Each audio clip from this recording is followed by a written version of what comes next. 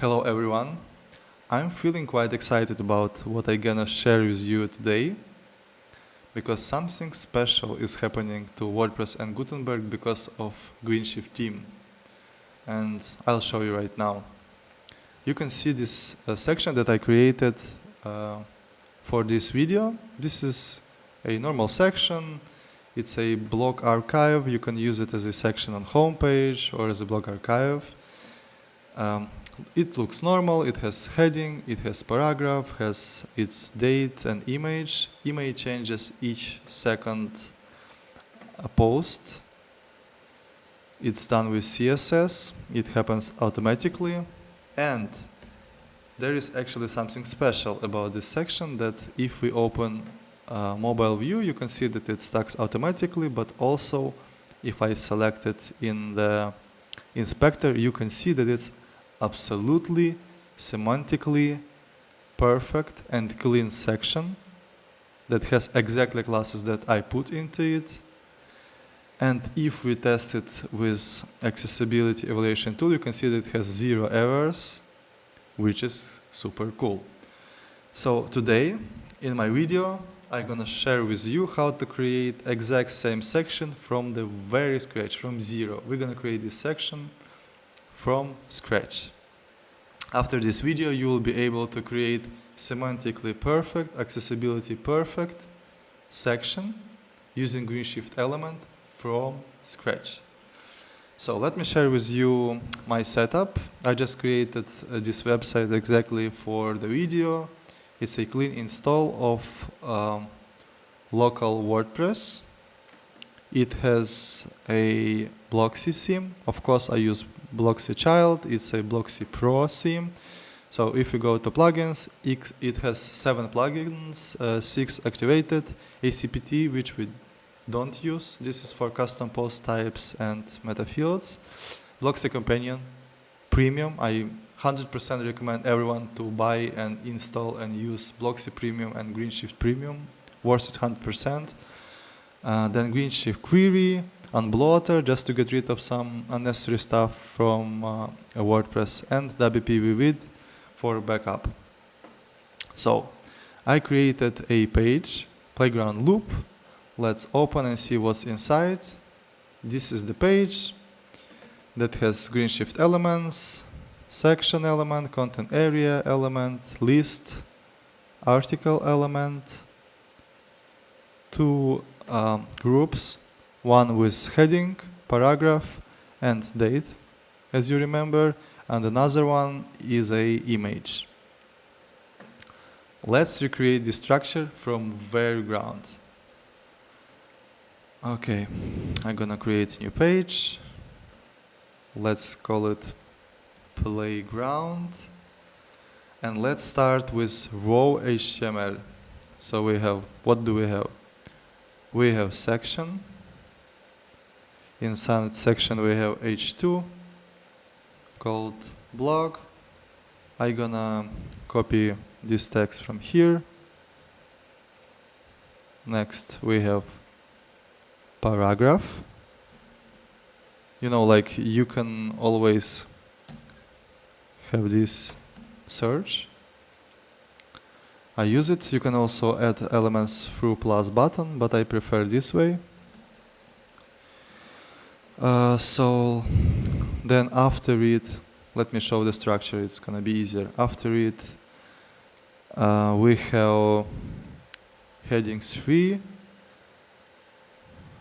article heading. We have another paragraph,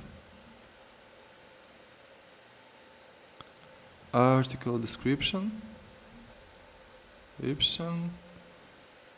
We have our date, and we have our image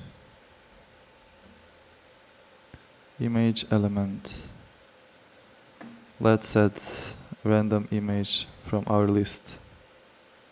Okay, we've got all the HTML in row. Let's structure it a bit. So I want to group my heading and paragraph element. and I do need to group heading, paragraph, and date into elements, and I do want to have wrapper for my image, which is gonna be figure. We have figure, yes, I clicked, yes, we have it. I want to start from preparing global section because I'm gonna reuse it all across the website. Section is one of the most popular elements we use, and I'm gonna set up it properly for myself. I already did it here, and I will show you how to make it from scratch. So now we operate on the level of local styles. In Greenshift you have local classes, you have root classes, and you have global classes. The difference is that root class is the exact usually automatically generated or custom class assigned to an element. Local class is a class that exists only on this particular page and connected to one element of the page and can be used by other elements. And then global class is reused across whole website. So if you have something that's going to be reusable all across website, each page, it's better to use global class. If you have something that will be multiple times used on the same page, it's better to use local class. And if you have local element, single in type, or you have local element that's going to be used only in this container, and you know for sure you're not going to change the class name later, you can use root class. This is the simple differentiator for myself. So here now we have root class. I am sure that I'm gonna use root class, that I'm gonna use my section styles all across website. So I'm gonna shift from root class to global class. Usually I want to have padding around my sections. So let me show you how I usually add it. And let's start, let me publish it. My page, let me check what's happening in the editor, and you can see that I have my heading, I have the name of the page, and then I have my content, and this is not the way I want it to be. I just want to have it clean. So in Blocksy you can go and you can change settings for each page custom separately. I'm gonna turn off page title, I'm gonna make my width of the page normal, I'm gonna make content area spacing disabled, and I'm gonna turn off featured image and everything else. Let me check on front end what's going on right now. Yeah, this is exact setup that I wanted to have. Let me open our end result so we can kind of, compare. Yep, going back to section.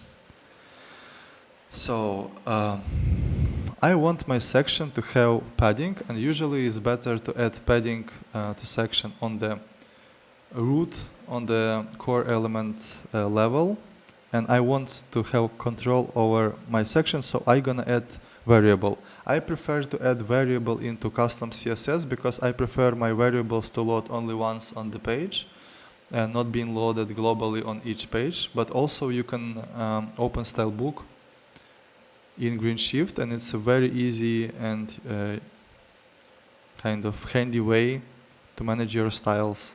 You have style book, global elements, you can create variables right here, and then they will be accessible in your editor straight away everywhere, and you can edit in one place. That's a super cool thing. And you can also import in bulk. But not for this video. Let's go back. I actually, to make my custom CSS, you can see that it's just a text field, and I actually wanted to have auto completion and other useful features. So I'm gonna activate Greenshift Code AI plugin that has this functionality. So I created variable edge with value of 5%, and I'm gonna reuse this variable straight away within this class here. I write variable edge variable, and you can see that it works straight away on my work straight away on my container, and it will change with my screen width change. Then I go and I want to turn on Greenshift Smart Code AI plugin and show you the difference when you edit code with and without that plugin. Okay. Section level, let me check again. No margin, padding with my variable, relative position, display center, and now you see you have code editor, actual code editor. Cool. Let's go to the content area. In my content area, I wanted to have 100% width by default and be limited by my theme settings. Greenshift very well compatible with Blocksy theme. It works perfect. It, as you see, catches the variable from theme, and the variable from Blocksy will work by default. And if it doesn't work, I have 1280 pixels of maximum width. Let me save. Let me go and check my container. It works. Cool. Now I want to move my styles from root class to global class. So what I will do, I copy style attributes, I create a new global class. I will call it section, just section global. As you see, I already created ones for the previous section. Section, add classes, paste styles, add attributes, and never forget to actually save your styles if they are global, because they need to be synchronized with database. Okay, works, and I can freely delete my root class. Then if I go to content area, I'm gonna copy style attributes, create another global class, section, content area, content, create, paste, and save globally. Okay, root class I'm not gonna delete from my content area div section, because in this case, and I want to reuse those styles globally, in this case, very cool feature, enable columns and automatic visual helpers for columns will stop working on other sections. To make it even cooler, I would create non-synchronized pattern, and I can reuse this section all across my website, but we're gonna follow with the design. Let me check. Yep. So let's follow on. We created section with content area. It has the exact styles we need. We're gonna build more. So I'm gonna add, first I'm gonna change my div element that groups heading and paragraph to actual heading element to tell robots that it's a header for my section. It describes what's in. Then I'm gonna go to section. I'm gonna open dynamic attributes, and I'm gonna create data, not data attribute, area labeled by attribute, labeled by, let me double check, labeled by attribute. That's gonna look into my block heading archive to tell screen readers where to take a label for the whole section. Let me call it a title, archive title, for example, archive title. And I need to create an ID for my heading. Let's save, let's open, and let's check what we have here in editor. My block got ID, and my section has area labeled by leading to this ID. Cool. Go back. Okay. We turned our header for this section into header element. Now we need the proper semantics also for our blog post. In this case, it's better to use, we're gonna group, and it's better to use article element to tell robots and to tell any kind of evaluation tools that this is the meaningful piece of content, self-contained piece of content, and I'm gonna put this article into an ordered list also to tell that this is a numbered, like this is a specific list of elements, and robot's gonna understand that this is a listed amount of elements. I need to open element, blocks, and then I can move my content inside. You can see that there's dot on the left, so I'm gonna open my list element set list styles to none, and also we need to set padding of root elements to 0. Left padding 0. Now it's fixed. You can see it. Okay, cool. What else we need to do? I think semantically we have image wrapped into figure. Oh yeah, we can also turn the grouping element of our article into header again to say that this is the header with main information about our article. And also we can turn our date element into time element. So robots understand that this is time or date element contains important data. Okay, let's go to our parent element, and now I think from this point, as we've got the proper structure, we can even compare the structure to the end result. Section, you see section with area labeled by, with div, with header, with unordered list, with list elements, with article inside, with header, figure, time, and everything in the structured way. Now, as we've got the same exact HTML structure that we want to get, we are ready to style it. And as you can see, the styles are already applied by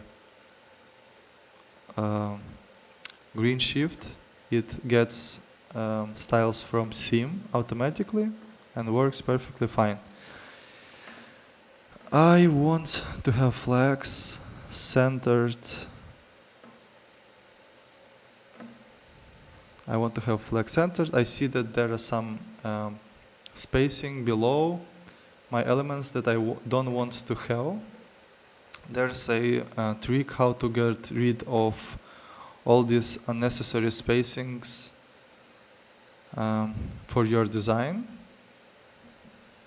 I'm gonna open inspector inside the editor and check when do spacings margins come from. And you can see that they come from, let me check, yep, padding.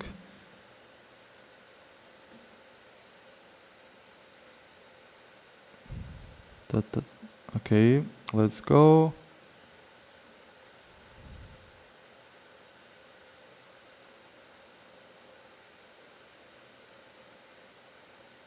Kind of. Yep, you can see that margin block comes from the browser actually. So what I'm gonna do, I'm gonna go to my section element, I'm gonna create another class,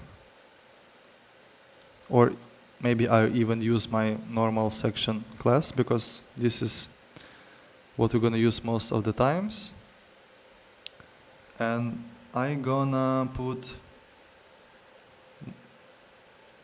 specific styles here straight away in my custom styles.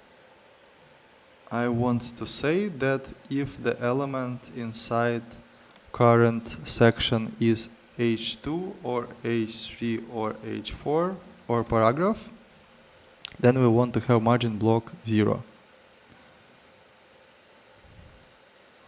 Also, we don't need these styles on front end because you can see that it works perfectly fine on front end.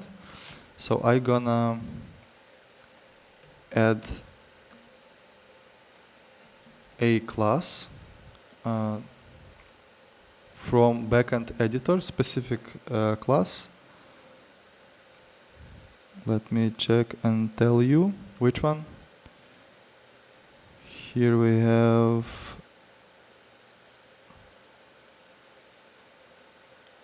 it's editor styles wrapper. I just need to get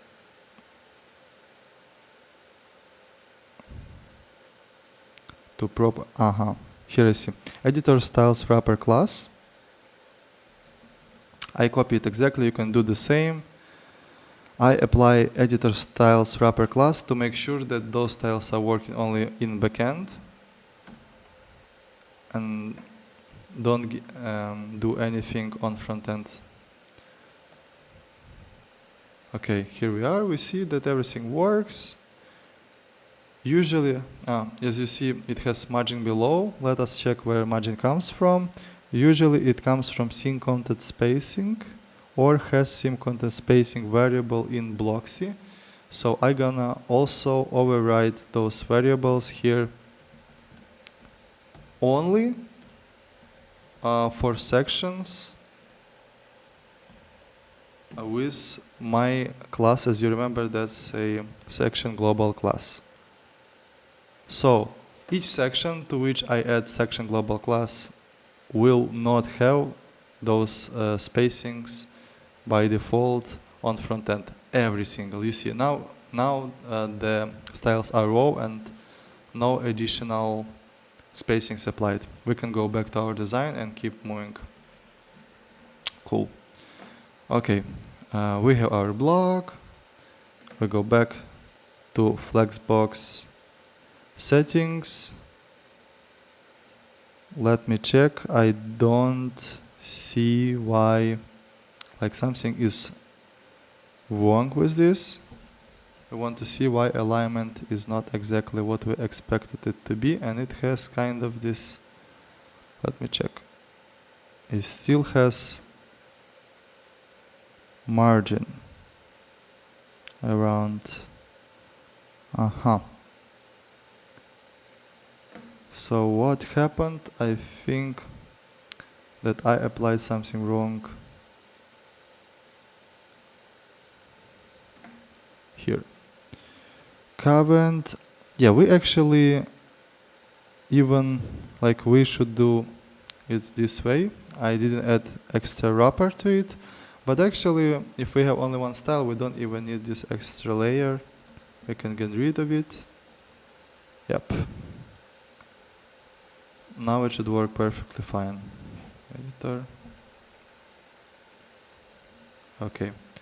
Our general setup is ready. You need to do it only once on your website. Create a section with content area non-sync pattern with these classes, and you have ready-made element for each of your design piece. Okay. What we already done, we created dynamic attribute. We go to content area. Content area is perfectly fine. We have header. Header has this flex box. We want to have gap column of 4 rem and row gap. I think let's do 2, and we will check later. And we also want content to wrap if there's not enough space for content, so it's automatically mobile responsive. Then we go to our article element, list element, and what actually is important to mention that this heading is gonna be our link. So I want to change the content inside my heading to blocks, add a link element inside, header or title of article, that's gonna be its temporary of article. Yep, my link is inside. We're ready to style it. I hit save, and let us check our structure so far. What do we have with structure? So imagine right now in Greenshift, in WordPress, in Gutenberg 2025, we have section with only one class, only two classes, with a container with only two classes, row header, h2 paragraph without classes, row list, it's got class because it has styles, row figure, like no classes at all, row, clean, semantically perfect layout, straight away. How do we do it dynamic and how we style it? Let's see. We go, okay. As you remember, I want to have it as a kind of layout, one section on the left, one section on the right, or one piece on the left, one on the right. I'm gonna do it inside my article element, and that's gonna be grid layout. Grid layout, Greenshift helps you to automatically add a value straight away. We have grid layout. As you can see, we want to center our content. I wouldn't say we want to center, justify. We want to have column gap of 2 rem and maybe row gap also of 2 rem when we stack our content. It's very important to keep heading first and like this exact order in HTML of elements in our DOM, because when the screen reader or any web page scanner goes through your page, it will see the heading, like the title of this particular section, this particular element straight away. Then it will read the description of the element and then everything else. So important goes first.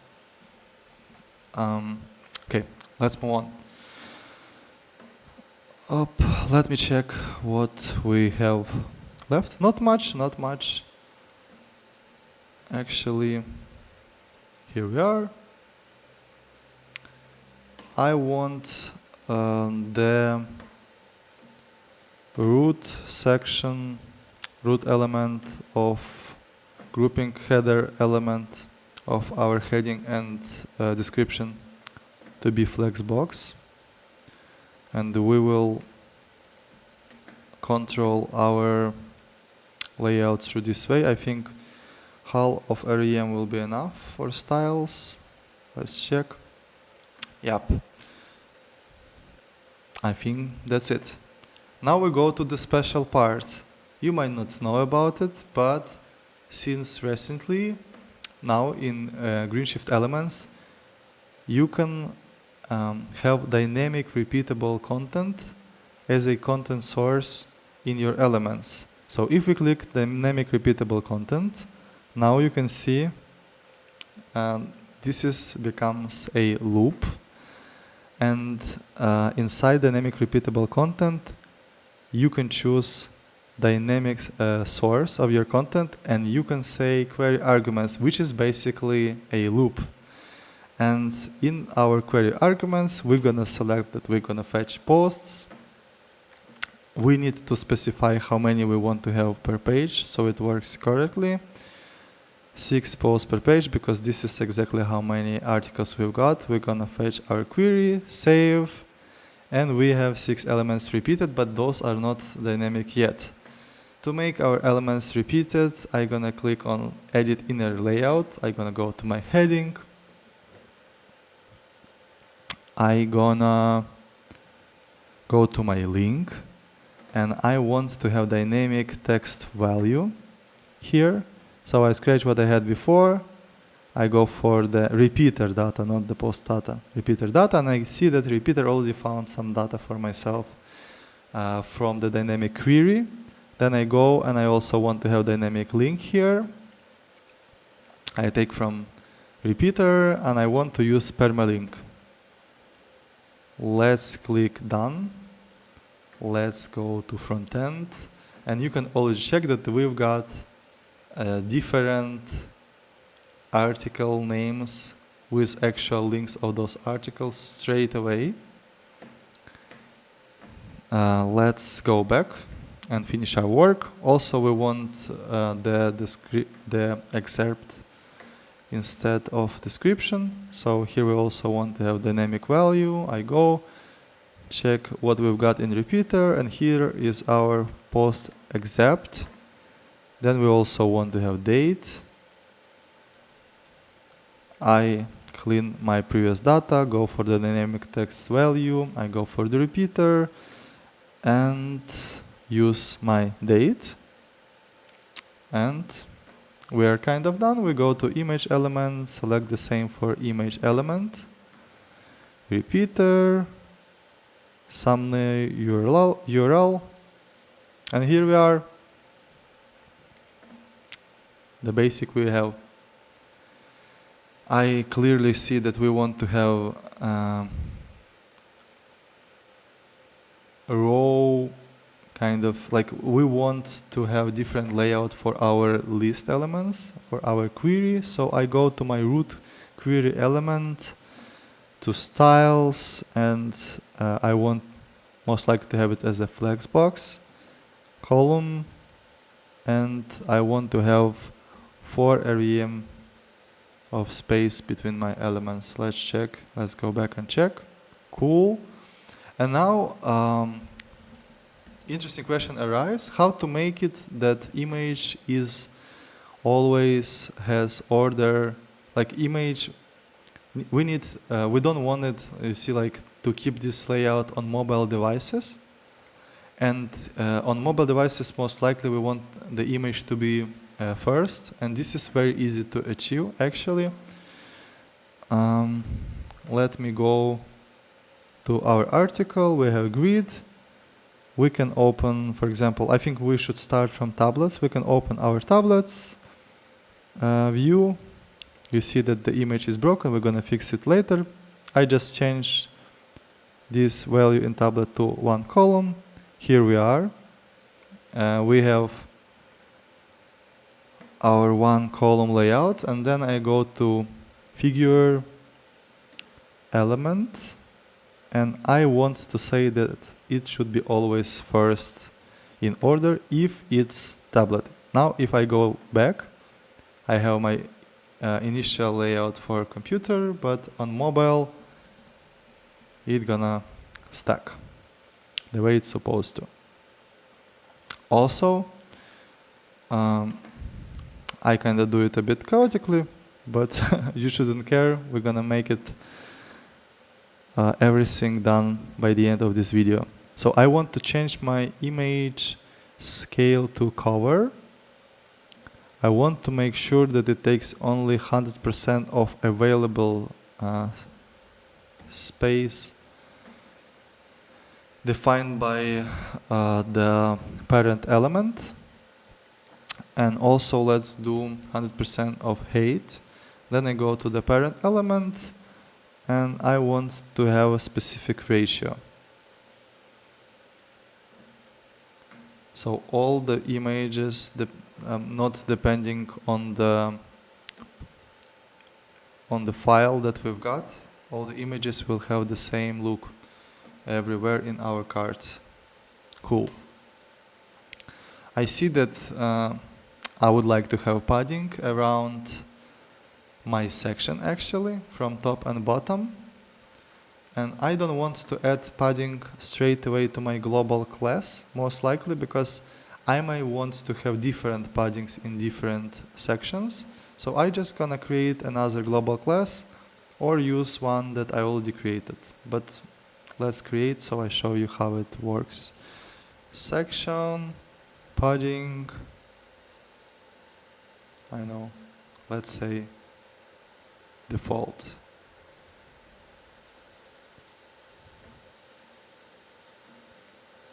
section padding default, and I'm gonna say that it's gonna be 4 at top, 4 rem at bottom. For you to know, in my website, rem is root element value, so it's 16 pixels. Each one rem is 16 pixels, so it's 64 pixels of space. Let's check. Yeah, it works right now. Not to disappoint you, I will later delete my first classes or apply my global classes that I already have. Just like we don't want to double those. This is just for the purpose of this video. Okay, let's move on. My heading is kinda looks the same as it should be. It's tags, I think, on mobile, so it works the way it's supposed to. We don't want to touch that. The let's check. Yep, sections, like we want to have space between our header of section and our list in content area. This is I gonna add inside this particular content area root class, because this is specific to this design. And I'm gonna add a row. Yeah, it must be flex. And I'm gonna add row gap of 4 rem here. Check on front end, works. Exactly, that works. Cool. What we lack? I think that each image should be having alt description for accessibility reasons, and for that I'm not gonna write automatically.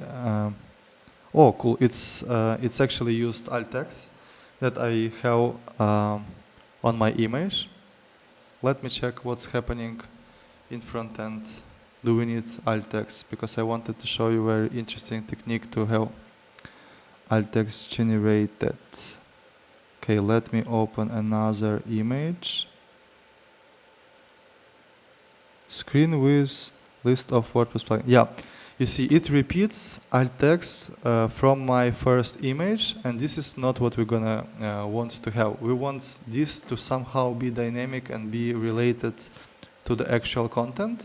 And what I'm gonna do for this to happen, I'm gonna delete alt text from my element, and I'm gonna create dynamic attribute alt text that gonna dynamically fetch the value from my post title.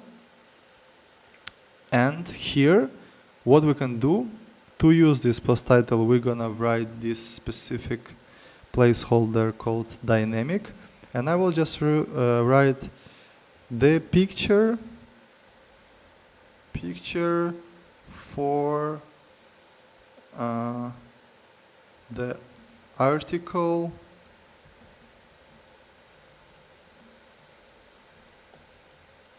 and use my dynamic tag. Let's save and see if it works on front end. Now let me click on this picture. Yeah, the picture of the article image optimization for WordPress. Let's open the section. The picture for the article understanding WordPress. Cool, we've got our automatically generated alt text. It's not perfect, but it exists, and you will pass accessibility checks, and at least people that use screen readers will have some content to understand that there is a picture, and this picture is used for this exact purpose. I would suggest also to add aria hidden true or role presentational to the image, depending on the value. Like if the image doesn't make any sense for people with disabilities, just hide it from screen readers, and it's gonna be enough. Okay. Also, each article is would be cool to create labeled by data attribute for each article, and there's an idea how we're gonna implement. It's not 100% possible right now with Greenshift, but the idea is you can go to article element, you can open dynamic attribute, create attribute called area labeled by, and here you can use placeholder of post ID, and you can go to the actual heading, and inside here in rcore you also can use post ID as an automatically generated anchor, and this will create labeled areas automatically for all your loop elements. Let's check if that works. Maybe I did something wrong. Let's see. Yeah, maybe sorry, I check my end result. Let's check it here. Let me see. I remember there were small problem here. Post ID. Yeah, here I need to anchor post ID. Let me check what's going on here. Instead of ID, it has post ID, and we actually okay. Set an anchor ID for this element, post ID. I think I used exactly what's required.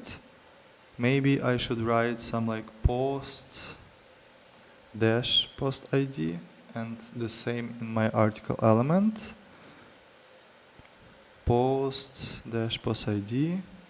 Let me check what's going on here right now. Yep, it works.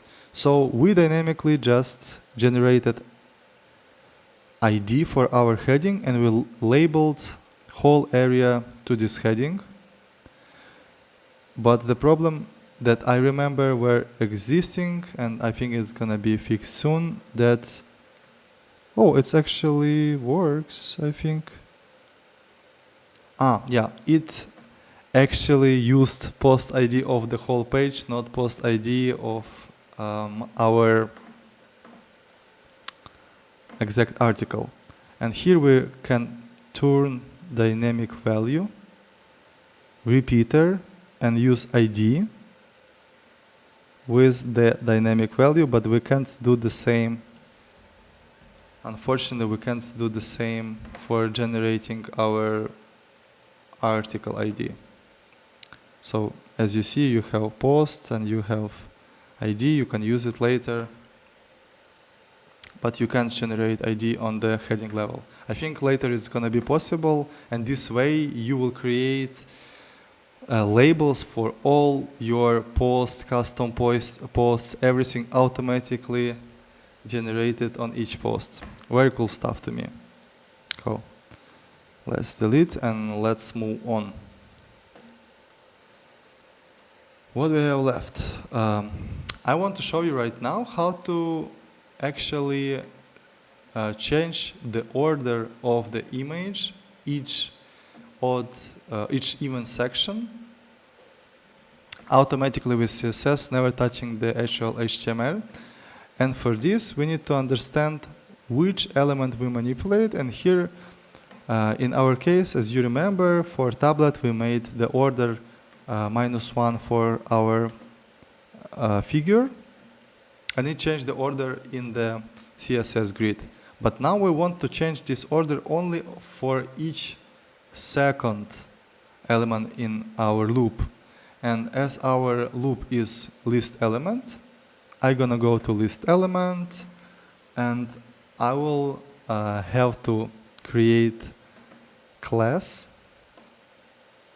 Let's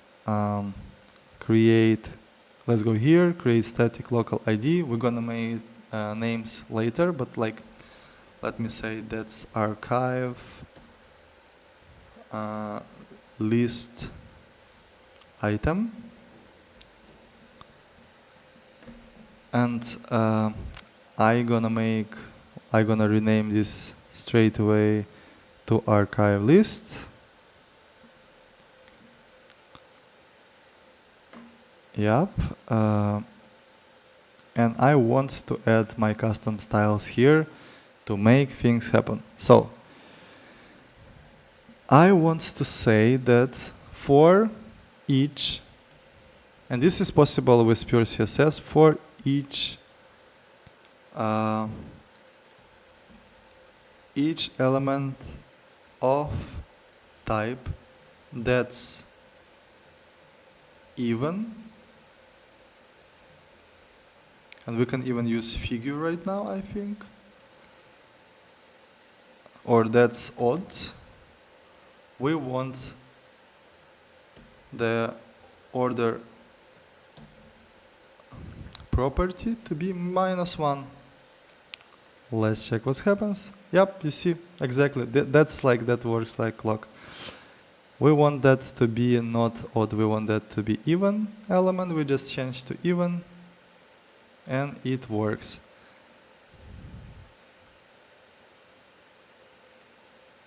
Let me check what's going on here.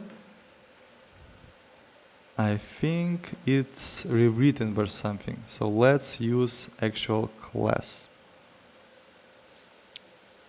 That's gonna be static, or we can also change it here. Archive, let's say post media. Let's go call it post header. And let's call our article a post. Okay, cool. I'm gonna copy the class of my element and use that in my style.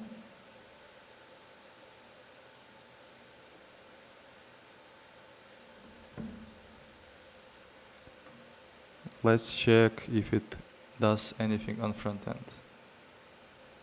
Let's check, let's understand what's going on here.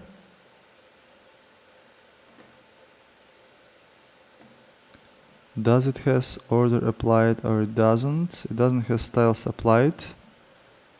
And I actually don't have idea why. We need to figure out. This. The age of type even.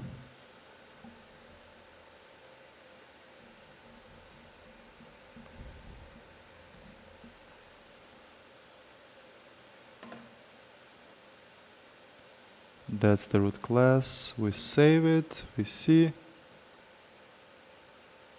Doesn't seem to work. I most likely did something wrong. And that's why it doesn't work. Okay. Even post media. Current archive list item. If it's age of type even, archive post media. Make it order -1. Somehow styles doesn't load.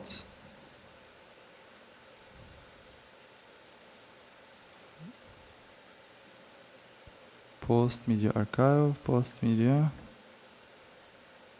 We do have this class and we don't have the styles being applied. That's kind of weird.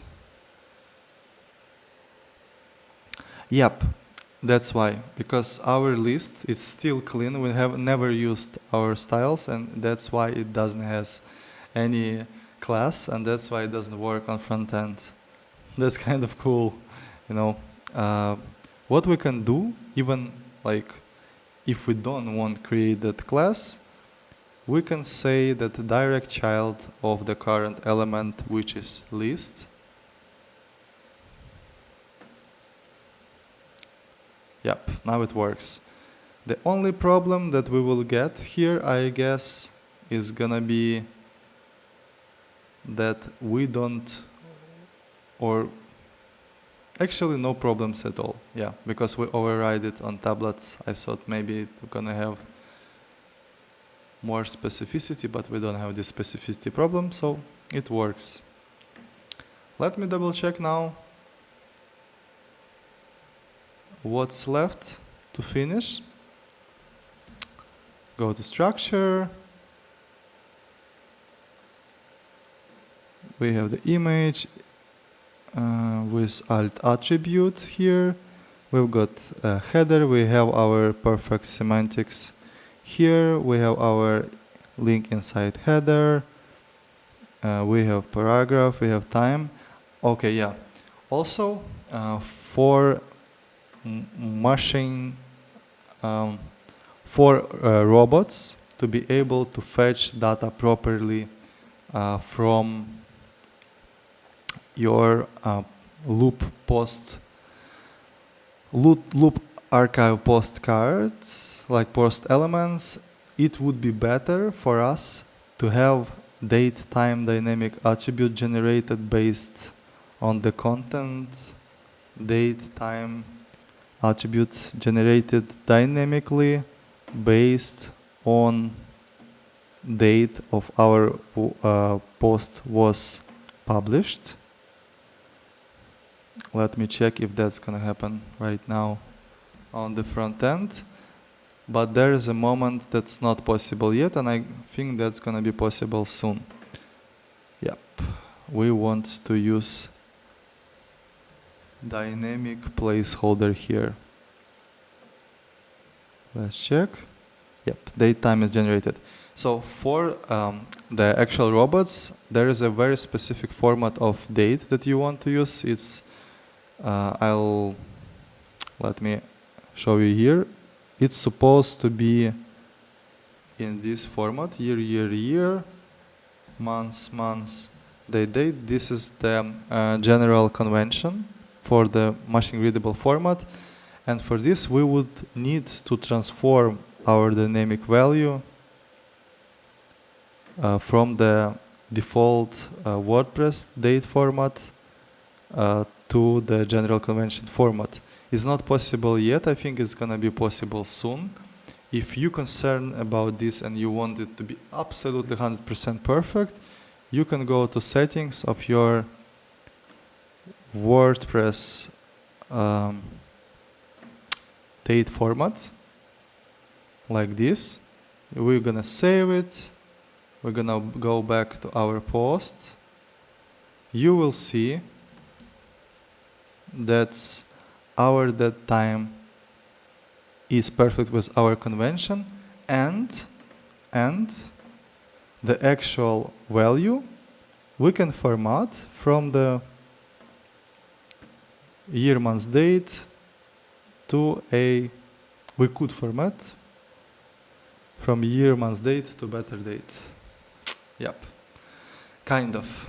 So we need to have transformer from year, month, date to another format, or likewise for this to work.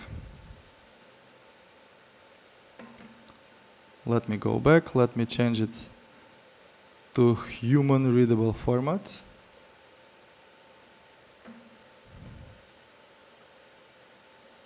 The way I like it.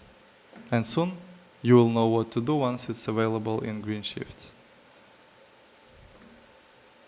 Okay.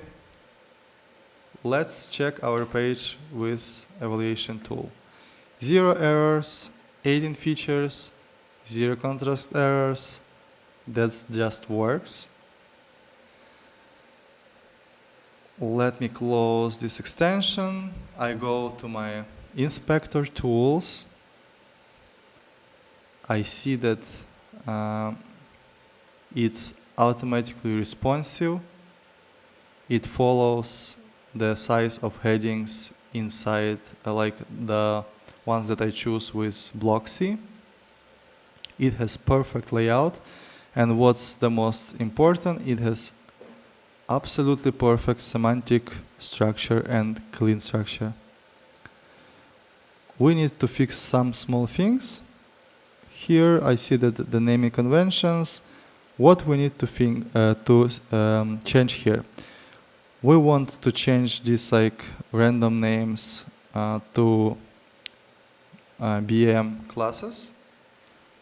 And later, like right now, I'm gonna show you how to use exactly the same setup with custom post type, because that's cool, you know. You're not supposed to use it only with just general theme. So let's go. I go and check my elements. This is my, let's say, this is archive. Let's say if it uses any local styles, it's gonna be archive. This is the archive content.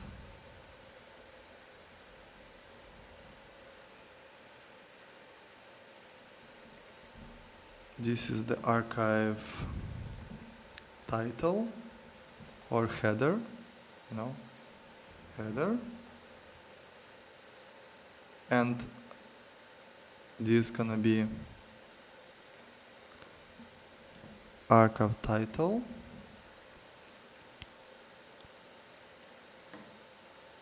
This is gonna be archive subtitle. Let's check other elements.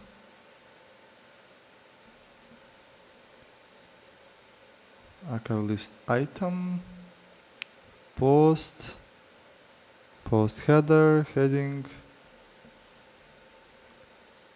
post header, archive post. This is our, let it be archive post title.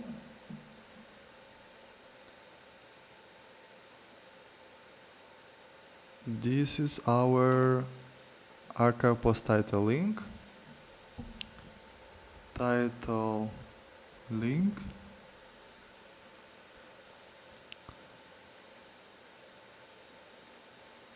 This is our archive post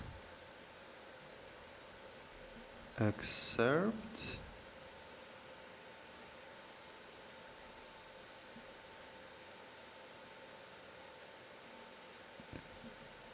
And date.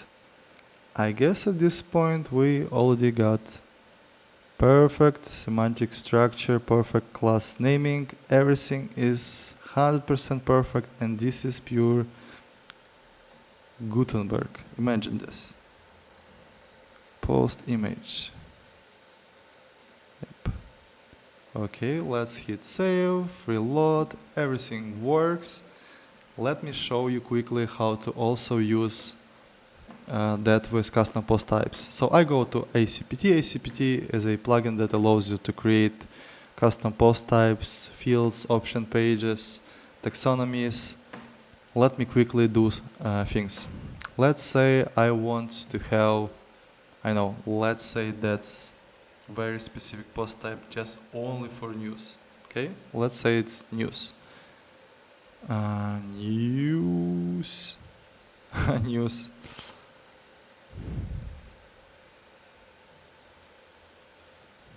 News. Let's say new. Okay, cool. We can choose icons. Let's say I know which one even. Do we want to have author? I do think we need to have revisions. Maybe we want to have comments. I think that's enough. We can change it later. You click next. Labels automatically generated. You can change those later. We want, let's say, to have it hierarchical, publicly queryable, show in menu. You can have custom REST API based Slack, and you can even have write rules for the post type Slack if you need. I'm gonna hit save, and I have my custom post types created. Let's go to field groups, and let's recreate the groups of fields that we just used. So that's standard view. I add condition of post type is equal to news. I rename my group name to news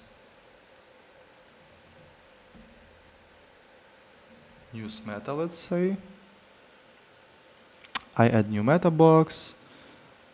Let's say it's news main information, and I add fields. Which one were dynamic? Let's remember, we had text. We don't actually even need heading for this. We can take straight away from the post.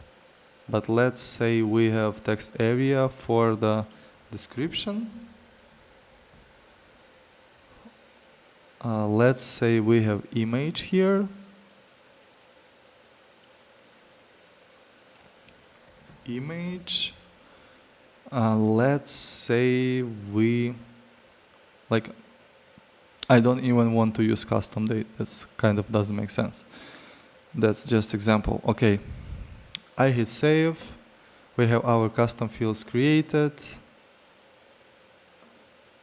Let's copy some content that I already prepared. I'm gonna create new. I'll go to my posts. Let's open the old ones, and I'm gonna just, copy the content from one to another for general purpose of showing you how it works. Okay, let's make this time not the accept but the description. And instead of featured image, let's use our custom field. I hit publish. I straightaway create the new one. Let's go back, let's open the new one and recreate. Oops. I probably did something wrong. Let's go back. Here you can say add new. Okay, let's go back. Let's just go back. I don't want to mess up right now. Create new. Create new. I copy all the content.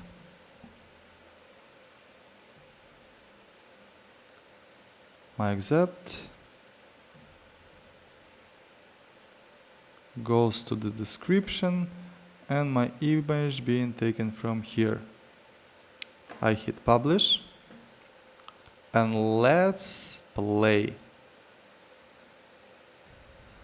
So right now we have our perfect semantically and accessibility layout, perfect for robots, perfect for people, scalable, maintainable, ready for future. If you're gonna reuse it, just replace root classes and create global ones. Or if you wanna reuse it only on the same page, create local ones instead of root ones. But now I want to show you that it's possible even not to use our query only with posts, but it's also possible to use it with post types. So let's check. News. Let's say it's only 2 because we have only 2 per page. And let's hit fetch query.